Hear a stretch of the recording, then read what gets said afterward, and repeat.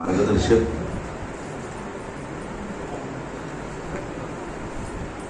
Ghanshyam येळणे sir यांच्या वाढदिवसानिमित्त इतका सुंदर कार्यक्रम हा नियोजित केलेला आहे, त्याबद्दल सगळ्या त्यांच्या विद्यार्थ्यांना मनपूर्वक माझ्याकडनं सुद्धा धन्यवाद. हा कार्यक्रम घेण्यामागे खरं तर फार प्रयत्न दिसत आहेत मला, कारण सुरुवातीपासून मी आल्यापासून ह्या सगळ्या गोष्टी बघतोय. वृक्षारोपणापासून ते सगळी शिवराजी लेकर बोलवण्यापासून एवढं सगळं जे नियोजन तुम्ही करताय ती फार मोठी गोष्ट आहे. आणि खरं तर मला असं इथं आल्यानंतर वाटलं की बाबा फक्त माझे जे मित्र आहेत तर कंदार साहेबांचंच योगदान जास्त आहे का काय, पण नंतर इथं लक्षात आलं की सगळी टीम पूर्ण इतके दिवस झाले राबते या कार्यक्रमासाठी, ज्याच्यामध्ये नितीन गायकवाड साहेब आहेत, स्मिता नायर मॅडम आहेत, आनंद पोडवाईकर आहेत, रवी मोरतारे आहेत, गौतम गायकवाड आहेत आणि जी नावं याच्यामध्ये नाहीत अशी बरीचशी लोक ही या कार्यक्रमाच्या मागे आहेत. त्यांचा हातभार आहे, तुम्ही सगळे सुद्धा. आणि इतकं सुंदर नृत्य सादर केलं सगळ्या या विद्यार्थ्यांनी. खरं तर एखाद्या गुरुसाठी शिक्षकासाठी हा फार आनंदाचा क्षण असतो आणि मला असं वाटतं की येळणे सर खरं तर यापेक्षा मोठा पुरस्कार शिक्षकाला किंवा गुरुला नसतो. विद्यार्थ्यांनी एवढा आदर आपला करावा. आणि माझा खरं तर सरांशी फार परिचय नव्हता, परंतु आता लक्षात आलं माझ्या की त्यांचं कार्यक्षेत्र फार मोठं आहे आणि त्यांचे विद्यार्थी सुद्धा महाराष्ट्रभर जवळजवळ 500,000 विद्यार्थी त्यांनी त्यांच्या आजपर्यंतच्या आयुष्यात घडवलेले आहेत. महत्वाचा हा योगायोग आहे की इतक्या मोठ्या माणसाचा वाढदिवस हा 18 तारखेला आहे आणि माझ्यासारख्या एका सामान्य कुटुंबातल्या लेकराचा वाढदिवस सुद्धा त्यांच्या वाढदिवसाच्या दिवशी आलेला आहे. हा फार योगायोग आहे. बरेचसे असे योगायोग आहेत, ते विदर्भातले आहेत, ते माझ्या गावाजवळचे आहेत, मी त्यांच्या गावाजवळचा आहे. आणि त्यांनी जो शूज घातलेला आहे तर आता मी बघितलं खाली मगाशी, म्हटलं आपणही दर्शन घेऊ या माणसाचं. दर्शन घेताना दर्शन बाजूला राहिलं, त्यांच्या बुटाचा कलर माझ्या बुटाचा कलर सारखा झाला. अजून वेगळं साम्य झालंय त्यात. असे खूप साम्य खरं तर योगायोगानं. आणि त्याच्यापेक्षा अजून एक पलीकडचं की त्यांच्यामध्ये जी सामाजिक तळमळ आहे थोड्याफार कमी जास्त प्रमाणात, पण तीच सामाजिक तळमळ माझ्यामध्ये सुद्धा आहे. हे थोडंसं वेगळं साम्य आहे. साहेबांनी साहेब कुठे चालले बसून घ्या इकडे.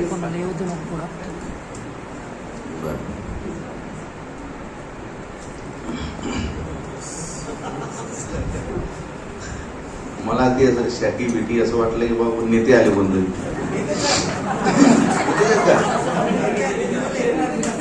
विधानसभा का येत ना बापरे, खतरनाक कामा हो का. मोठा पंगा घेतला त्यांनी. काही हरकत नाही, तुम्हाला माझ्याकडनं शुभेच्छा.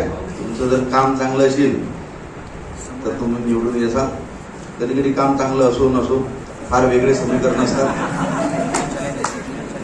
मला राजकारणातलं कळत नाही, मी काही फार राजकारणावर बोलत नाही. माझं फक्त आडनावच राऊत आहे.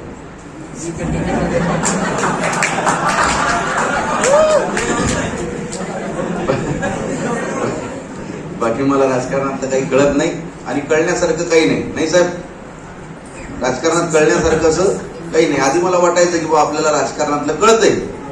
मी जर अभ्यास करायचो, टीव्ही बघायचो, चॅनल बघायचो, वर्तमानपत्र वाचायचो, मला असं वाटायचं की आपल्याला थोडं राजकारणातलं कळतंय, कुठं काय चाललंय, समीकरणं काय आहेत. पण हे 2-3 वर्षात असे काही निर्णय झाले या महाराष्ट्रात, माझा कॉन्फिडन्सच गेला. आता मला कॉन्फिडन्स नाही. म्हणजे खरं तर मी ज्याला निवडून देतो तो कधीच एका पक्षात राहत नाही. माझा हा एक म्हणजे दुर्दैव म्हणा किंवा काय. त्याच्यामुळे काय झालं, माझा काही राजकारणावर विश्वास राहिलेला नाही. म्हणजे माझा कुठला पक्ष नाही बरं. म्हणजे तुम्हाला वाटेल की हो एका पक्षाचा आहे का. बीजेपी, काँग्रेस, शिवसेना, पलीकडची राष्ट्रवादी, पलीकडची पहिले तर गावाची नाव होती, खुर्द, बुजुर्ग,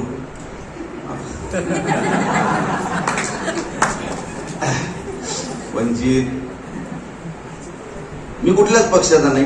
माझं असं प्राथमिक मत आहे, तुम्ही सगळे सोशलवाले लोक आहात, की सगळेच्या सगळे पक्ष हे दलिंदरच असतात असं नाही.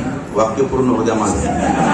काही काही लोक चांगले असतात, काही पक्ष चांगले आहेत, त्यातली माणसं चांगली आहेत. मला राजकारणातलं फार कळत नाही, त्यामुळे मी राजकारणावर बोलणार नाही.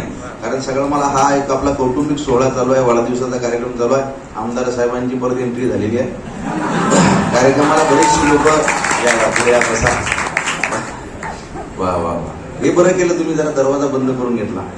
माझ्या कवीच्या कार्यक्रमाला दरवाजे बंद पाहिजे. कुणाला वाटलं तरी कोणी जाऊ शकत नाही परत. आणि कवीच्या कार्यक्रमाला फार शक्यता असते आता काय लोक अशी बाहेर जायची. पण हा इतका सुंदर खरं तर तुम्ही सोहळा घेतलेला आहे. मला माझ्याही सोहळ्याची आठवण झाली. परवाच्या दिवशी माझ्या वाढदिवसानिमित्त एक छोटासा कार्यक्रम घेतला होता पोरांनी सगळ्या, म्हणजे महाराष्ट्रातले सगळे जे मित्रमंडळ आहे त्यांनी असाच कार्यक्रम घेतला फार. आणि त्याच्या निमित्त माझ्या आईवडिलांचा अभिष्ट चिंतन सोहळा ठेवला होता त्यांनी, म्हणजे माझ्या वाढदिवसानिमित्त. मला फार भाऊक झालं त्यावेळेस की, आणि किती प्रयत्न असतात किंवा किती कष्ट असतात त्याच्या मागं हे मला माहित आहे. सरांना फक्त संकल्पना दिली असेल तुम्ही की तुम्ही फक्त या ठिकाणी वाढदिवसाला हजर राहा, आम्ही काहीतरी नियोजन केलेलं आहे. त्याच्या मागचे हे सगळे जे प्रकार आहेत ते सगळे तुम्ही स्वतः मनाने तयार केले, निर्माण केले. वा वा वा.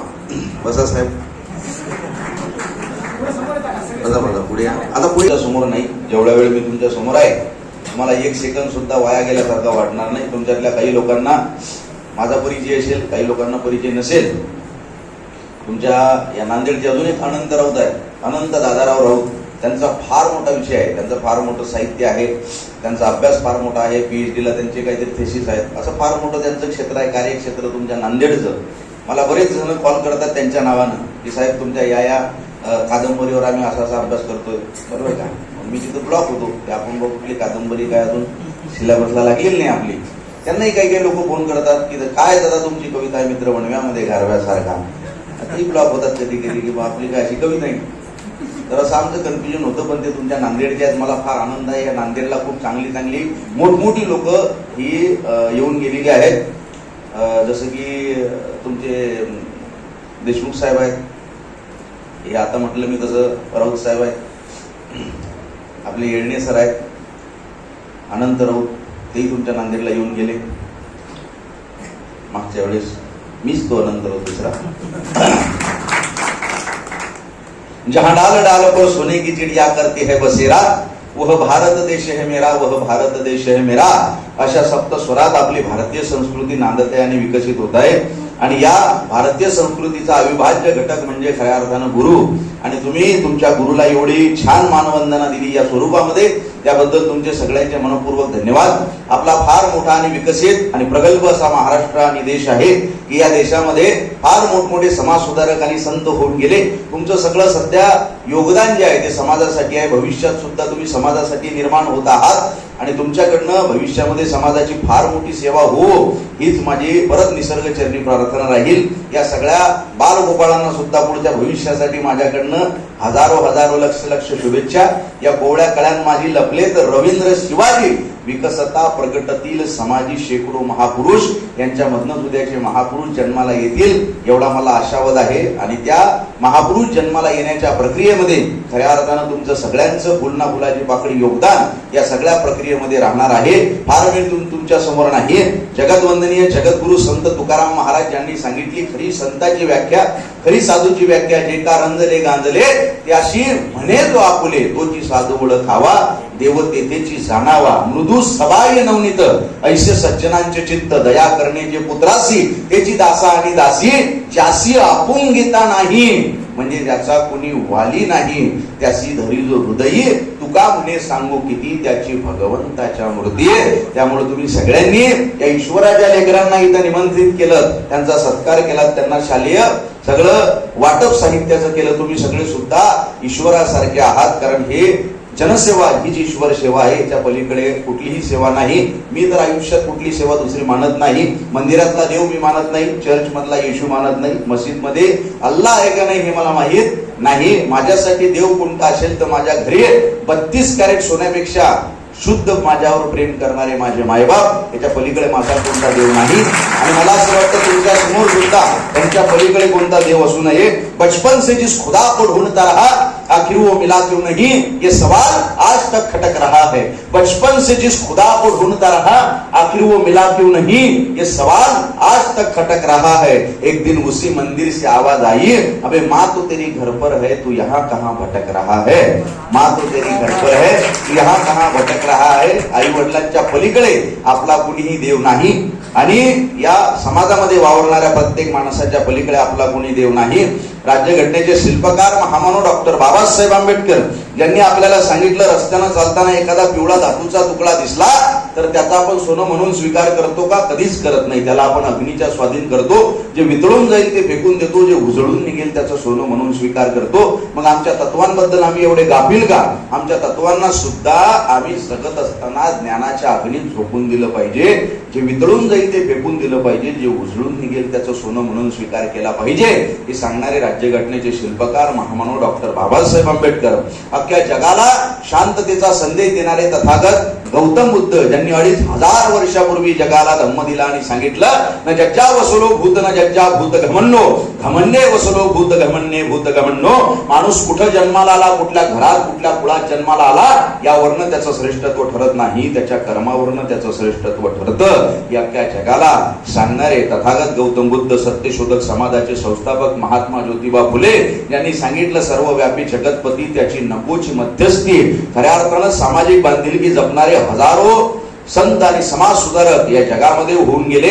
आपण ज्या भागामध्ये आहोत, आम्ही ज्या भागात आहोत त्या भागातले वंदनीय राष्ट्रसंत श्री तुकडोजी महाराज, मंदिर में भी है खुदा मस्जिद में भी राम है, मंदिर में भी है खुदा मस्जिद में भी राम है, दोनों नहीं है पत्थरों में सिर्फ उनका नाम है. हे सांगत समाजात समानता प्रस्थापित करणारे वंदनीय राष्ट्रसंत श्री तुकडोजी महाराज आणि आपल्या सगळ्यांचे मार्गदर्शक वैराग्य मूर्ती गाडगे बाबा समाजामध्ये काम करणाऱ्या व्यक्तीने कसं सामाजिक बांधिलकी जपावी याचं सगळ्यात मोठं उदाहरण म्हणजे आयुष्यभर त्या एका संतानं लोकांनी केलेली घाण साफ केली आणि संध्याकाळी कीर्तनात लोकांची डोकी झाडली. ते दगडांचे टाळ करून लोकांच्या डोक्यात झाड करणारे एकमेव संत म्हणजे गाडगे बाबा. मला या भूतलावर जन्माला घालणारे माझे मायबाप, त्या सीमेवर आपल्या रक्षणासाठी उभे असलेले सगळे सैनिक आणि आचंद्र सूर्य या काळ्या मातीला ज्यांचा सार्थ अभिमान वाटत राहील ते छत्रपती शिवराय, तसं जगावं हे शिकवणारे छत्रपती आणि तसं मरावं हे शिकवणारे संभाजीराजे भोसले, या सगळ्यांना सर्वप्रथम मी वंदन करतो. सन्माननीय विचारपीठ, या विचारपीठावर उपस्थित असलेले सगळे सन्माननीय, माझ्यापेक्षा ज्ञानानं आणि वयानं ज्येष्ठ आणि श्रेष्ठ असलेली ही सगळी लोक, प्राध्यापक येळणे सर की ज्यांचं एवढं मोठं सामाजिक योगदान आहे, ही फार मोठमोठी मंडळी माझ्या सोबत या विचारपीठावर बसलेली आहेत आणि प्रत्येक बोलणाऱ्याचा आत्मा मानल्या जाणारे आणि ही ज्ञानगंगा समाजाच्या कानाकोपऱ्यात पोहोचवणारे तुम्ही सगळे भगीरथ रूपी शिवभक्त श्रोतेगण, तुम्हाला सुद्धा मी अनंत विदर्भातनं मानाचा मुजरा करतो, इथनं नमस्कार करतो. फार वेळ मी तुमच्या समोर नाही, जेवढा वेळ मी तुमच्या समोर आहे फार काही तुम्हाला एक सेकंद सुद्धा वाया गेल्यासारखा वाटणार नाही. कुठल्याही कार्यक्रमाची सुरुवात मी एका नावाशिवाय करत नाही. मला बरेच जण विचारतात, तुमच्या प्रत्येक व्याख्यानाची, कवितांची सुरुवात ही एका नावानं असते, ते नाव म्हणजे छत्रपती शिवाजी महाराज. आमच्या बापाचे एवढे आमच्यावर उपकार आहेत. मला त्यांनी विचारलं बऱ्याच लोकांनी की तुम्ही शिवाजी महाराजांवर बोलता, भाषण करता, व्याख्यान करता, फोटो भरता, ते शिवाजी महाराज म्हणजे कोण? मी त्याला 4च ओळीत सांगितलं, शिवाजी महाराज म्हणजे कोण. मी त्याला म्हटलो 350 वर्षापूर्वी जिजाऊंच्या कुशीत जन्मलेलं निरागस बाळ म्हणजे शिवबा. गनिम, इंग्रज, फ्रेंचांसारख्या अत्याचार्यांचा काळ म्हणजे शिवबा. एकीकडे संयमाचा घाट म्हणजे शिवबा, सळसळत्या रक्ताची लाट म्हणजे शिवबा. राजनीती, युद्धनीती, गनिमी कावा यांसारख्या कूटशास्त्रांचा कळस म्हणजे शिवबा. सामाजिकता, धार्मिकता, नैतिकता अशा विचारांची पवित्र तुळस म्हणजे शिवबा. सर्वधर्म सहिष्णुतेचा अभिमान म्हणजे शिवबा. रयतेसाठी जीवाचं रान म्हणजे शिवबा. कर्दनकाळी मराठ्यांना आलेली जाग म्हणजे शिवबा. त्या अफजल खानाची शिकार करणारा वाघ म्हणजे शिवबा. अख्ख्या जगावर आदर्श राजाची छाप म्हणजे शिवबा. झोपलेल्या महाराष्ट्राचा बाप म्हणजे शिवबा. तुमचा, माझा, या महाराष्ट्राचा बाप म्हणजे शिवबा. या जगातल्या सगळ्या धर्मांचा एकत्रित सार म्हणजे शिवबा. दुश्मनांच्या काळजातही पावित्र्याचं स्थान निर्माण करणारा किमयागार म्हणजे शोभा, किमयागार म्हणजे शोभा. त्या छत्रपतींच्या 18 पगड जातींच्या महाराष्ट्रामध्ये आपण आहोत. माझी जी विचारधारा आहे किंवा माझी जी आदर्श प्रणाली आहे ती सगळी या सगळ्या महापुरुषांवर आधारित आहे.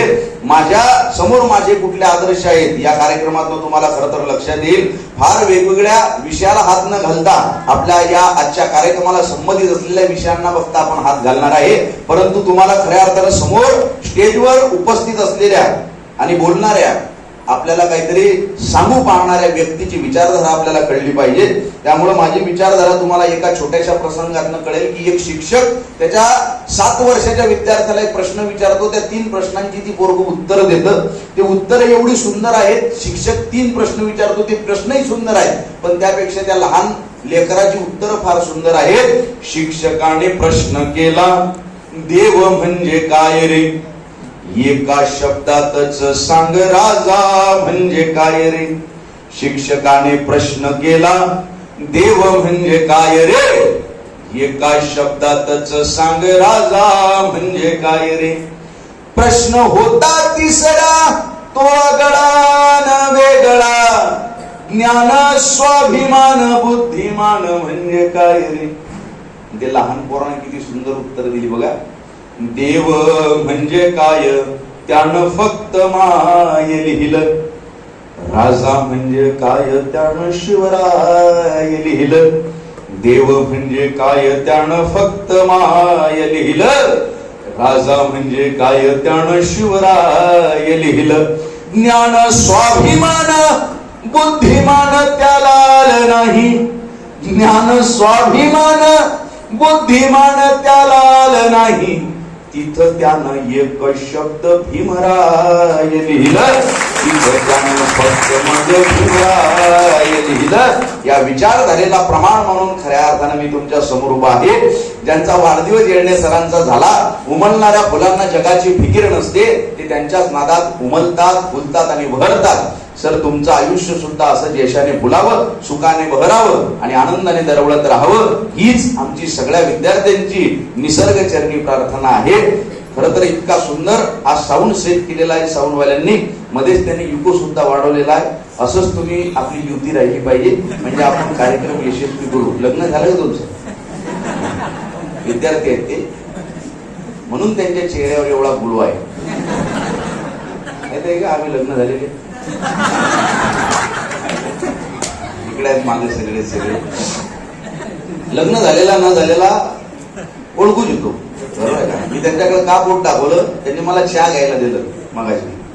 यायच्या इकडे आधी चहा घेत असताना मग वहिनीनं आवाज दिला, ओ म्हटलं सर काय पावर? नाही नाही म्हणे तुम्ही चहा घ्यावं. मी काही घाबरतो थोडी. परत वहिनीनं आवाज दिला, ओ आता काहीतरी खतरनाक काम आहे, मी कार्यक्रम करून. नाही नाही तुम्ही चहा घ्यावा, आपण घाबरत नाही म्हणलं. वहिनीचे डोळे मोठे झाले, आवाज वाढला त्यांचा. मग लटलट कापायला लागले. गेले बा पोटाच्या दिशेनं. काय म्हणे? एवढा मोठा कवी बसलेला, आमच्या गप्पा चालू आहेत. काय? वहिनी म्हटलं आवाज कमी, तुमचा बी त्या कवीचा. त्याला म्हणा चहा घेऊन घरी जा. अरे पण काम काय आहे? वहिनी म्हटलं काम काय नाही, बघत होते मा बोटात किती ताकद आहे. नेसाल का परत चहा घ्या? नाही, चहा घ्यायला काही गेलो नाही त्यांच्या घरी मी. काल्पनिक कथा आहे, याचा काही त्यांच्या आयुष्याशी संबंध नाही. ते घाबरतात हे त्रिकालबाधित सत्य. न घाबरणारा माणूस जन्माला आला नाही. बायकोला सगळेजण घाबरतात, तो विषय वेगळा आहे. आता तुमच्या अजून लग्न राहिलेलं आहे, बरोबर आहे? त्यामुळे तुम्हाला आमच्या दुःखाची जाणीव होईल तुम्हाला हळूहळू. आणि लवकर लग्न करून टाका. करिअर सेट झाले का सगळ्यांचे? आता इथून पुढे होतील ना. लग्नाचा उघड झालेला आहे. मुलींच्या डिमांड खतरनाक आहे. सरकारी नोकरी पाहिजे, दिसायला पोरगं चांगलं पाहिजे, त्याच्याकडे शेती पाहिजे. हिला शेतीतलं काही येत नाही, पण शेती पाहिजे. डिमांड आहेत त्यात. काळी काळ आलेला आहे आणि येणं काळ चांगला आहे, बरोबर आहे का? एक काळ होता, त्या काळात मुलींचा काळ थोडासा जरा पडतीचा काळ मानायची, बरोबर आहे का? त्यावेळेस फार राष्ट्रपती असल्यासारखे करायचे पोरं. आता खतरनाक झालेला आहे, बॅलेन्स होत चाललेला आहे. हे बरं आहे जरा. माझा एक मित्र आहे रमेश, हे सांगतो तुम्हाला, कार्यक्रमाला येतो आपण. 26 वर्ष वय असताना त्याच्यासाठी चांगले स्थळ आले बरं साहेब. याचे नखरे एवढे, मला सुंदर पाहिजे, देखणी पाहिजे, अशीच पाहिजे, तशीच पाहिजे. याच्या तोंडावर चिमणी हागत नाही. उद्या तरुण तुमच्यासाठी मार्गदर्शक आहे बरं का. मी मोठा भाऊ आहे तुमच्यापासून 2 वर्ष जरा पुढे आहे तुमच्या. आणि याला सुंदर पाहिजे, राहिला लग्नाचा 38 वर्ष वय झालं. किती? 38. लग्नच नाही. एसटीत बिंदास बसतात आता याच्या शेजारी पोरी. काय तो आपल्या बापाच्या वयाचा. आणि मग पोरगी बघायला गेले की मग त्याचा विषय असा होते, पोरगी पाहायला गेला, पोरीच्या बापानं पसंत केलं, पोरीनेही पसंत केलं, पण त्या पोरी आई आली पोहे घेऊन. जसं याला पाहिले चक्कर येऊन पडली. ते तिच्या तोंडावर पाणी मारायला किचन मध्ये दिलं. तिला काय झालं? अरे झालं काय? हो माय, माझ्या टाइमाले मुली पाहायला आलता. असा खतरनाक विषय तुमच्या आयुष्यात होऊ नये. विनोदाचा विषय वेगळा, पण लग्न कोणीही कारणानं तुटतेवर. लग्न झालं, मोबाईल घेऊन दिला, एंगेजमेंट झाली, मग संध्याकाळी हा जेवले का? हो तू पण जेवले. अच्छा झाला का स्वयंपाक? हो स्वयंपाक झाला. अरे बापरे 11:30 वाजले तरी ऑनलाईन. हो तुला काय करायचं आहे? मला काय करायचं म्हणजे आपलं लग्न ठरलंय अजून झालं कुठं? झालं म्हणजे तू आहेस माझी बायको, मी आहे तुझा नवरा. कोण सांगितलं तुला? बघा माझं उद्या घेऊ मीटिंग. तुटलं लग्न. कोणी कारणानं तुटते लग्न. एका मित्राचं लग्न न होण्याचं कारण फक्त छोटंसं त्याच्या जिभेला शेंडा नाही साहेब. शेवटचा मुद्दा सांगतो, बोबळा बोलतो थोडासा. माझा एक मित्र आहे गणेश शांताराम काळे. तुमच्यातले ना कोणी गणेश शांताराम काळे? त्याचं लग्न न ठर. बोबळा बोलायचं. त्याला विचारलं ना काय नाव आहे पोराचं? पोरगी बघायला गेला.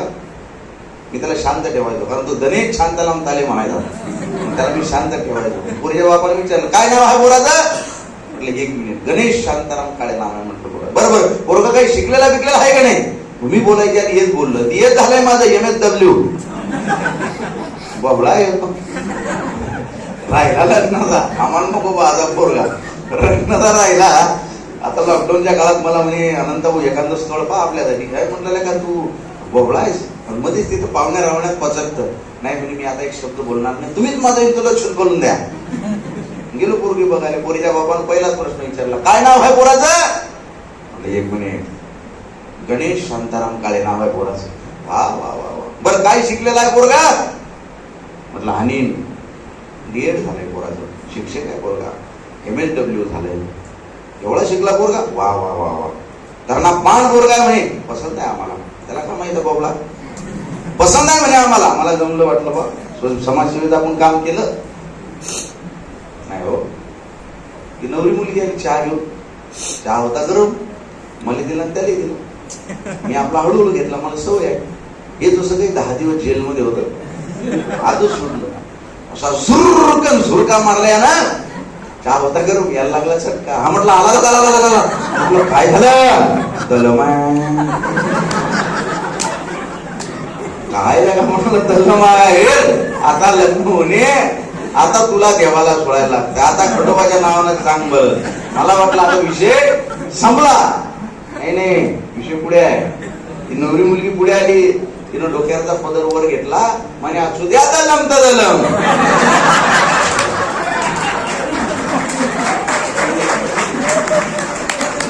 काय होतंय त्याला? फुदून घेऊन जाता. जमलं म्हटलं बा आता लग्न तसंही होत राहतं. त्यामुळे तुम्ही काही काळजी करू नका. प्रत्येकासाठी आपापला जोडीदार असतो. त्यामुळे तुम्ही चिंता करू नका. समाजाचं चांगलं काम करताय, चांगलं काम करत राहा. खरं तर ज्या कवितांनी महाराष्ट्रभर मला ओळख दिली, फार 120च्या स्पीडनं आपला कार्यक्रम पुढे जाणार आहे. कारण हा भावनिक कार्यक्रम आहे सरांसाठी. तर 1-2 कविता तुमच्या समोर मी घेणार आहे. बरोबर आहे का? फक्त तुम्ही हसणारे लोक मला फार आवडतात. या जगामध्ये सगळ्यात दलिंदर माणूस तो असतो जो हसत नाही. बरं तुमच्या आजूबाजूला कोणी आहे का असा माणूस? त्यामुळे हसा बरं. माझ्या ह्याच्यात मी कार्यक्रमात काय बोलेल सांगता येत नाही. तर तिकडे आवाज येतोय की नाही मागं माझा? अरे वा वा वा. कॉलेजचे पोरं म्हणजे खतरनाक असतात. मला इतका आनंद होतो असे विद्यार्थी दिसले की मला असं वाटतं माझी सगळी स्टेट तुमच्या नावावर करून टाका. पण मार 15 लाखाचं कर्ज आहे. तुमचा आवाज माझ्यापर्यंत येत नाही. तर फक्त तुम्ही एवढं विसरू नका, माझं इंजिनिअरिंग झालेला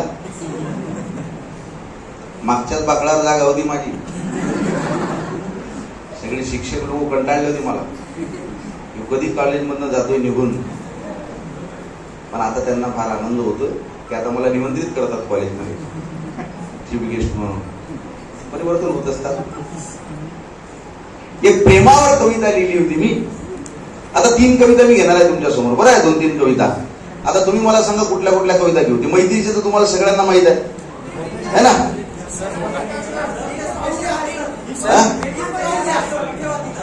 कोणता?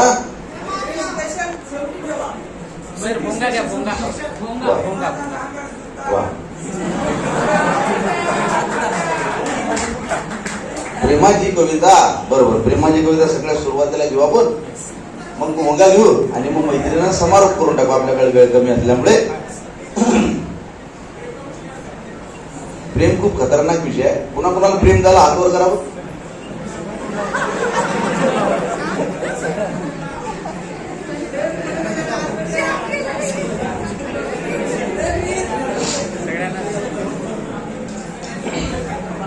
हात वर कोणीच केलं नाही.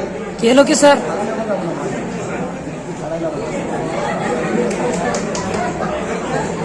कशाला वाचला चेहरा, पुस्तके वाचणाऱ्याने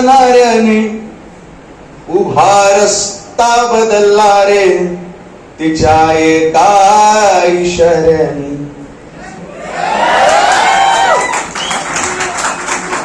जिवंत आहात तुम्ही. प्रेम फार मोठी गोष्ट आहे सर. प्रेम फार मोठी गोष्ट आहे. पोथी पडपड जगमुआ पंडित भयान कोय, 2.5 आकर प्रेम का पढ़े सो पंडित होय. किती खतरनाक प्रेम आहे. आता मला जाणीव झालेली आहे ही कविता घेणं गरजेचं आहे. तुमचा रिस्पॉन्स बघून मला वाटलं होतं ही थोडी लेट घ्यावी, पण तसं नाही. खरं तर प्रेमाचा खतरनाक विषय आहे. त्या काळात प्रेम, स्टेजवर बसलेली जेवढी लोक आहेत त्या सगळ्यांच्या आयुष्यात प्रेम आलेलं आहे. असं नाही, वाक्य पूर्ण करू द्या मला.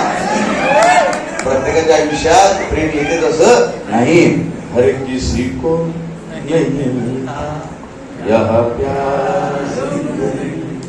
पण प्रत्येक माणूस स्टेजवरचा असा आहे की त्यानं प्रेम केलेलं आहे, त्याला भेटलेला आहे न आहे तो विषय वेगळा. परंतु जेवढी लोक आहेत, मी इथं आलो त्यावेळेस मी आमच्या हनुमान सरांना विचारलं बरं का, म्हटलं कविता कोणत्या घेऊ. ते म्हणत तुम्ही म्हणे कोणत्याही घ्या, आमचे सगळे MSW विद्यार्थी आहेत म्हणे, खतरनाक आहेत म्हणे सगळे. तुम्ही शेतकऱ्यावर घ्या, राजकारणावर घ्या, मैत्रीवर घ्या, प्रेमावर घ्या. म्हटलं प्रेमावर बी चालते का? प्रेम का आवडीचा विषय नाही. म्हटलं आजूबाजून जरा ज्येष्ठ लोक बसलेले असतील ते म्हणत ते दिसायला ज्येष्ठ आहेत.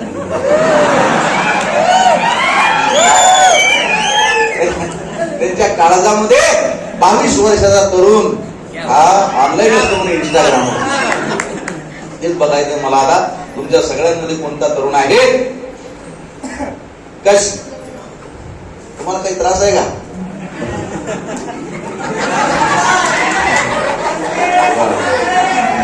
क्या बात है. वाशी दिलदार हसणारे लोक मला फार आवडतात. नाही, प्रेमाचं नाव घेतल्यानंतर ते गंभीर झाले म्हणून म्हटलं. या कवितेला कोणाची कुठं दाद येईल सांगता येत नाही. कारण कुणाला कुणाला काय झोंबलेलं असते. प्रत्येकाचा इतिहास वेगळा आहे. साऊंडवाल्यांचा इतिहास वेगळा आहे, आपला इतिहास वेगळा आहे. प्रत्येकाच्या घटना वेगवेगळ्या असतात. प्रत्येकाच्या आयुष्यात घडलेली घटना आहे. कशाला वाचला चेहरा. फक्त एकच माझा सल्ला तुम्हाला आहे की तुम्ही सध्या आता थोडस अभ्यासाच्या सुद्धा क्षेत्रामध्ये आहात, त्यामुळे पुस्तकं वाचण्याच्या काळात पुस्तकच वाचली पाहिजेत. उगाच चेहरे वाचत बसू नये. बरोबर आहे का? माझ्याही घरच्यांना वाटलं होतं पोरग हुशार आहे, रस्ताच बदलला. आपण शिकलं पाहिजे पुस्तकाच्या काळात. पुस्तकच वाच. आता स्टेजवरची मंडळी बघा, यांच्याकडनं शिका. येळणे सर आहेत, बाकी सगळे जण आहेत, त्यांनी त्यांच्या आयुष्यात फक्त पुस्तकच वाचली असती तर आज ते सगळे कलेक्टर असते. हा विषय वेगळा आहे. हा आपला चर्चेचा विषय नाहीये, हा गडबडीचा विषय नाही आहे. हा विषय वेगळा आहे.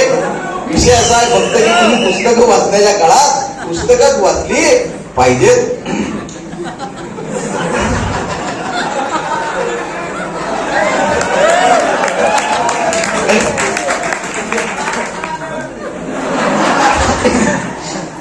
कशाला वाचला चेहरा पुस्तके वाचणाऱ्याने उभा रस्ता बदलला रे तिच्या एका इशाऱ्याने सवाया जिंदगानी जी थांबाना जरा शिट्टी वाजवतात बाबू गौतमी पाटीलचा कार्यक्रम आहे ना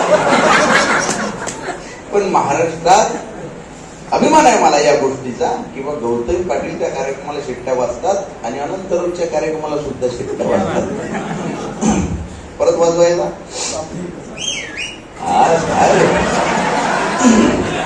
वा वा खतरनाक विद्यार्थी घडतात पण जिल्ह्यातील असलं पाहिजे बरोबर आहे का तुझं काही तोंड पाडून जगण्यात मजा आहे का असं जगलं पाहिजे फक्त आता वाजू नका थांबा कशाला वाचला चेहरा म्हणजे प्रत्येक गोष्ट जितक्या आनंदानं तितक्याच गांभीर्यानं सुद्धा ऐकली पाहिजे बरोबर आहे का काळजाचे काम करून कारण मला फार आनंद झालेला आहे सरांनी ज्यावेळेस मला सांगितलं फक्त कंधार साहेबांनी की आमच्याकडे ही सगळी अशी मंडळी आहेत तर तुमच्या सगळ्यांना मी आधीच कल्पकतेने विचार करून ठेवला होता ही लोक कशी आहेत सगळी अभ्यासू लोक आहेत बरोबर आहे का प्रत्येक गोष्टीचा अनुभव अभ्यासू म्हटले मी प्रेमात अभ्यासू नाही अभ्यासू म्हणजे सर्वांगीण सामाजिक बरोबर प्रेमही त्यातला विषय आहेच त्याचाही अभ्यास तुम्हाला भरपूर आहे प्रत्येकाच्या आयुष्यातनं कोणीतरी गेलेला आहे कोणीतरी त्यांच्या आयुष्यात आलेला आहे हा विषय वेगळा आहे फक्त काय की एक काळ होता त्यावेळेस ती पत्रबिंद्र चिठ्ठ्या स्टेजवरच्या मंडळींचा काळ आमचा काळ तर वेगळा आहे तुम्हाला सोपं झालंय सगळं आम्हाला फार कठीण होतं नाही मोबाईल नव्हता चिठ्ठी जाईल कधी येईल कोणाच्या हाती लागेल बरोबर ज्या ज्या चिठ्ठ्या मुलीच्या हाती लागल्या त्यांचे सगळ्यांचे लग्न झाले ज्यांच्या चिठ्ठ्या बापाच्या हाती लागल्या मग ते आमच्यासारखे कमी झाले तुमचा काळ चांगला पण तुमचा काळ जरा थोडासा इन्स्टंट झालेला आहे शाश्वत प्रेमाच्या जरा संकल्पना तुमच्याकडं कमी आहेत एकाला हाय दुसऱ्याला बाय तिसऱ्या सगळं एका पोरीचा पोराला फोन आला रे स्वप्नील माझं लग्न ठरलंय मला विसरून जा स्वप्नील माझं लग्न ठरलंय मला विसरून जा हा म्हटला बाई मी विसरून जातो पण माझं नाव स्वप्नील नाही मी आकाश रॉंग नंबर लागला नंबर तरी बघून डायल करत जा म्हणे बरोबर काही हरकत नाही आकाश तू विसरून जा आणि वेळ भेटला तर स्वप्नीलला कॉल करून तेवढं सांगून अशा खतरनाक काळामध्ये आपण आहोत कशाला वाचला चेहरा पुस्तके वाचणाऱ्याने उभा रस्ता बदलला रे तिच्या एका इशाऱ्याने जवाया जिंदगानीची उघडली फाटकी पाणी फाटकीच पान असतात कधी पूर्ण होतात का नाही जवाया जिंदगानीची उघडली फाटकी पाणी मनाला मारला रफू तिच्या एका इशाऱ्याने तुझ्या गावावरून ग जवा जाईन मी जरी भुललीस तू तुले चोरून पाहिन तुझ संसार थाटला उभा होईल सोन्याचा प्रेमाचा विषय चालू आहे या दादा बसा ना बसा भरपूर जागा आपल्याकडं उभं राहू नका उभं राहणं राजकारणी लोकांचं काम आहे तुझ संसार थाटला ही कविता महाराष्ट्रानं फार डोक्यावर घेतली बरं याला करोडो व्ह्यूज आहेत आणि तुमच्या कॉलेजला मी ज्यावेळेस कार्यक्रमाला आलो होतो तुमच्यातले जर काही असतील त्यावेळेस विद्यार्थी 5-6 वर्ष झाले मला वाटतं त्या कार्यक्रमाला नाही करणार साहेब पण ती कविता एवढी त्या पोरांनी डोक्यावर घेतली मला एवढा आनंद झाला माझ्या काळजातली कविता नाही करोडो व्ह्यूज कुठून जातात त्या कवितेला काय माहिती प्रेमाचा विशेष खतरनाक आहे हा फक्त या कवितेमध्ये जो विषय आहे हा जो प्रसंग आहे तो शेवटचा प्रसंग आहे. तुम्हाला सगळ्यांना माहित असेल कदाचित, जे अनुभवी लोक असतील त्यांना. प्रसंग असा आहे की बा, तू तुझ्या आयुष्यात खुश राहा, मी माझ्या आयुष्यात खुश राहतो, माझी शपथ आहे तुला रडायची. हा तो प्रसंग आहे. म्हणजे तुम्ही एकरूप व्हाल कवितेशी. तू जो संसार थाटला, काय झालं साहेब?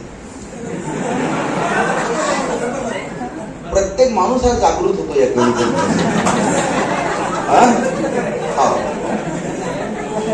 बरोबर, येऊ द्या पुढे. कोण आहे?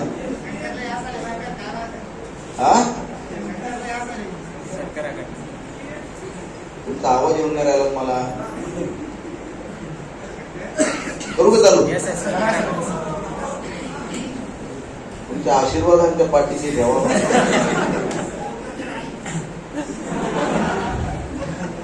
तुझ संसार थाटला. मित्र बसले का? मित्र वणव्यामध्ये गारव्याद्वारे येणार आहे तुमच्यावर मी घाल. तुझ संसार थाटला, उभा होईल सोन्याचा. तुझ संसार थाटला, उभा होईल सोन्याचा. नको डोळ्यात पाहू ग भरवसा नाही पाण्याचा. जशी आलीस येताना, जातशीच जाताना. जशी आलीस येताना, जातशीच जाताना. कशाला कोवळी मिठी, कशाला त्रास ओठांना. वा वा. ज्यांना ज्यांना कळलं, हे सगळ्यांना कळणार नाही. ज्यांच्या ज्यांच्या आयुष्यात त्या अमृताचे क्षण आलेले आहेत त्यांनाच कळेल या ओळींचा अर्थ. बाकीचे सगळे समाजसेवेत फार व्यस्त असतात. तुझ संसार थाटला, उभा. करणारी लोक वेगळी.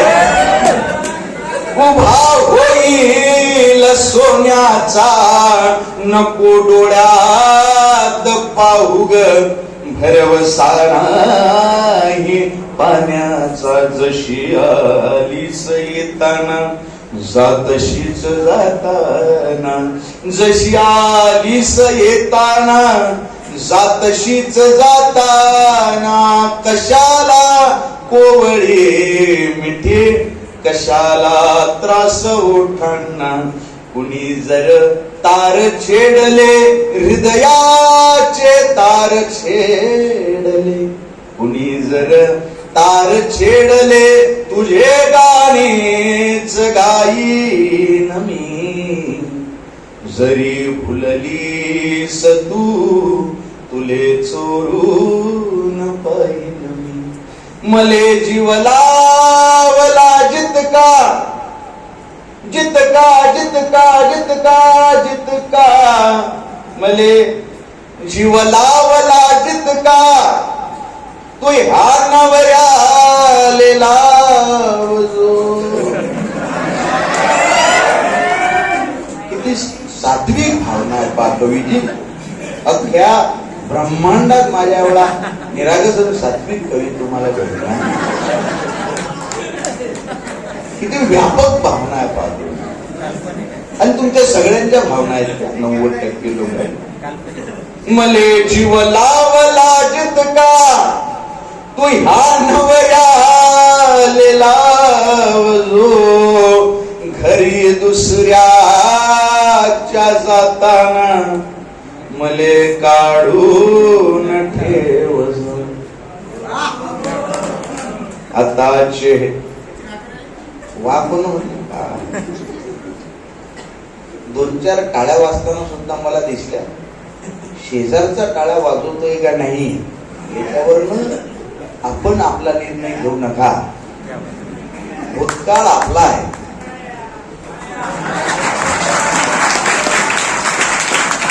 मले जीव लावला जितका तू ह्या नवऱ्याले लावजो, घरी दुसऱ्याच्या जाताना मले काढून ठेवजो. आता चेहरा तुझा परका मिठी दुसऱ्याच छातीला.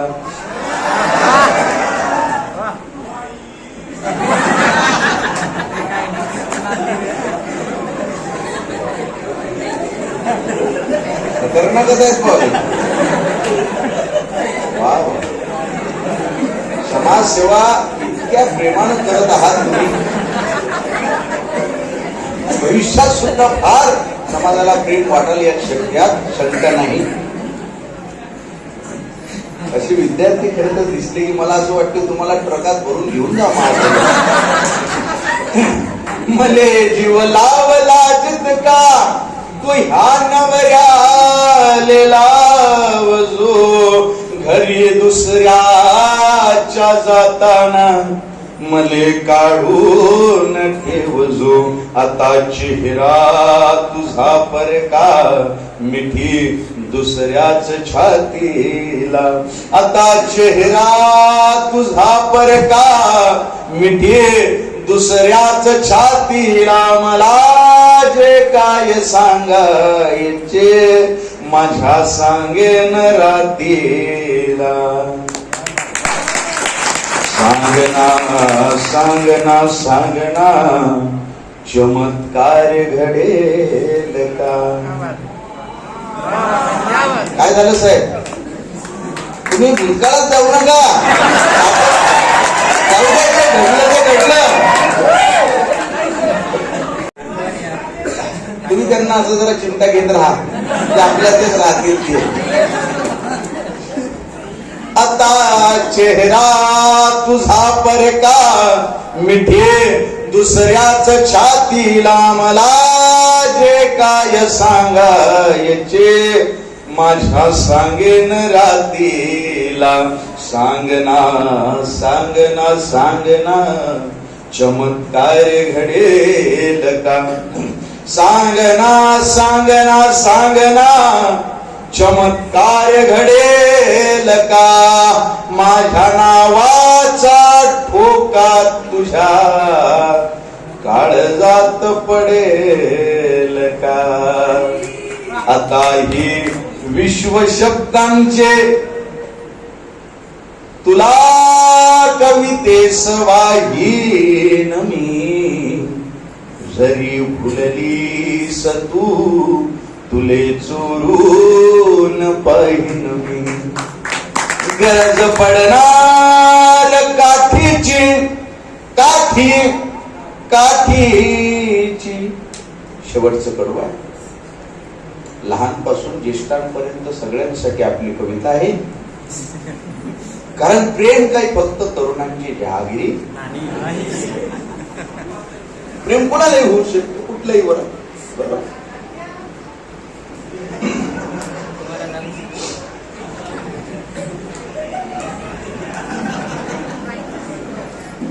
खरंच वाटतंय मला टेम्पोत भरून घेऊन जावं लागेल. खतरनाक काय दिलं. फक्त काय झालं, प्रेम प्रेम खरं सांगतो तुम्हाला तरुणांची जागीर आहे का. प्रेमाचा अर्थ वेगळाच घेतला लोकांनी. मैत्री लिए चांद तारे तोड के लावूंगा. वडापाव दुसऱ्याच्या पैशात. मैं दुनिया हिला दूंगा.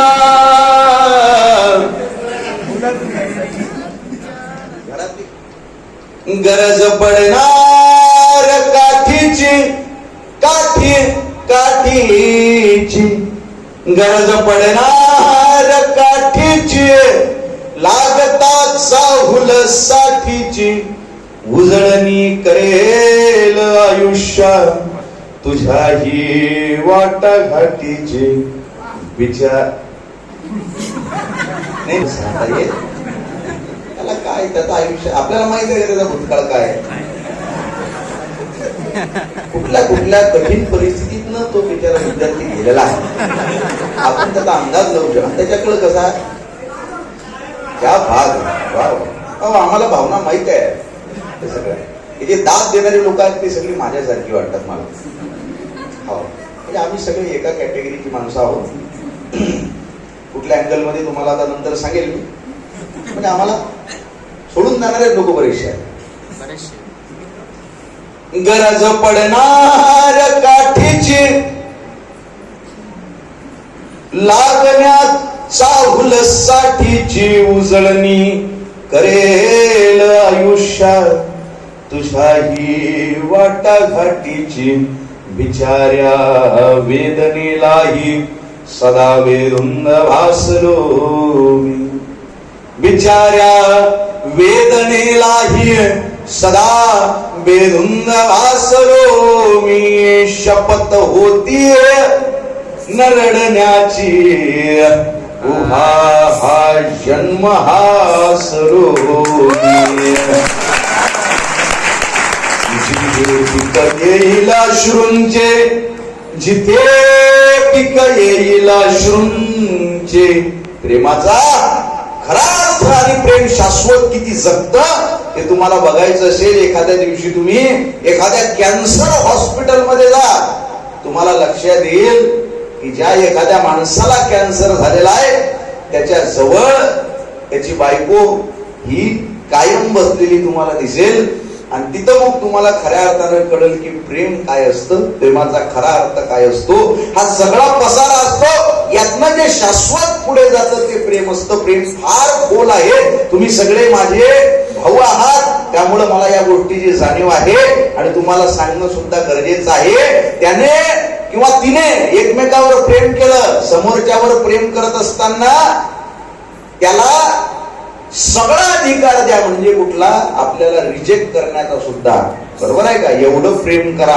नाही तर मी एखाद्या पोरीवर प्रेम केलं ती मला नाही म्हटली मग मी आता ऍसिडची बॉटल घेऊन जाईल आणि ती कोणासोबत लग्न करते मी बघतो. असला दलिंदरपणा करण्यात अर्थ नाही. प्रेम म्हणजे त्याग. एखाद्या व्यक्तीवर आपण प्रेम केलं की मरेपर्यंत आनंदी राहावी ही भावना म्हणजे खऱ्या अर्थानं प्रेम असतं. प्रेमाचा या पलीकडे कोणता. तुम्ही पीके चित्रपट बघितला का. पीके त्या पीके मध्ये शेवटचा सीन आहे माहिती आहे तुम्हाला. की अनुष्का शर्मा निघालेली असते. नाही अनुष्का शर्मा थांबलेली असते किंवा आमिर खान निघालेला असतो. बरोबर आहे का. पण तो व्यक्त होतो का. तिथे एक वाक्य आहे शेवटचं. त्या वाक्यासाठी तुम्हाला सांगतोय. ते वाक्य येतं त्याच्यामध्ये. ही त्याला विचारते की तुझं प्रेम आहे का नाही आहे का. तो नाही म्हणतो. बरोबर आहे. त्या सगळ्या कॅसेटा बिशेटा आवाज रेकॉर्ड करून जातो है ना. जब जब हमारा गोला ऊपर आएगा तब तब तुम कभी भी हाथ दिखाना हमको. ऐसा सीन तो त्याच्यात एक वाक्य येते. तो जात असताना ती म्हणते की वो हमसे झूठ बोलना सीख गया और सिखा कर गया प्यार शब्द का सही मतलब you love me enough to let me go. माझ्यावर एवढं प्रेम कर की मला जाऊ दे. फार व्यापक अर्थ आहे पण हा कळला तर प्रेम आहे. गरज पडणाऱ्या काठीची लागता चाहुलसाठीची उजळणी करेल आयुष्या तुझ्याही वाटाघाटीची बिचाऱ्या वेदनेलाही सदा बेधुंद भासलो मी. बिचाऱ्या वेदनेलाही सदा बेधुंद भासलो मी. शपथ होतीये न रडण्याची उभा जन्म हासलो मी.